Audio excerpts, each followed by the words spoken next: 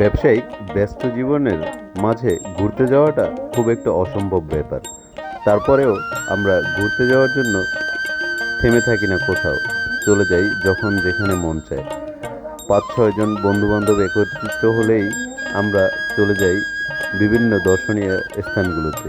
সেখানে গিয়ে উপভোগ করি সেই প্রকৃতির রূপ এবং সৌন্দর্য। সেই ধারাবাহিকতায় আমরা আজকে চলে এসেছি শাপলার বিলে। এখানে আপনারা যারা দূর দূরাঞ্চল থেকে ঘুরতে আসবেন তারা একটা বিষয় খুব ভালো করে মনে রাখবেন, ভোরের আলো ফোটার সাথে সাথে এখানে শাপলার বিলে যে শাপলাগুলো থাকে সেগুলো ফোটে। বেলা বাড়ার সাথে সাথে শাপলাগুলো আস্তে আস্তে বুঝে যায়। এগুলো হচ্ছে প্রকৃতির নিয়ম। দূর দূরাঞ্চল থেকে মানুষজন আসছিল এখানে ঘুরতে, তারা এখন ঘুরে বাসায় ফিরতেছে।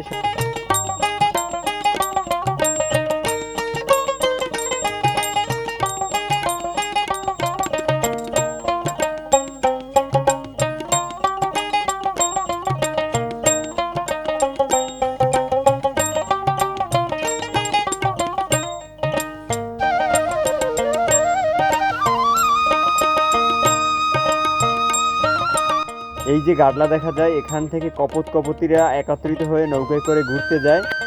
এইখানে যে সারি সারি নৌকাগুলো দেখা যাচ্ছে, সেই সমস্ত নৌকাগুলো বিশেষ কোনো সিন্ডিকেটের হাতে নিয়ন্ত্রিত। একই ব্যক্তি এই সমস্ত নৌকাগুলোকে ভাড়ায় দেয় ভিন্ন ভিন্ন লোক দ্বারা।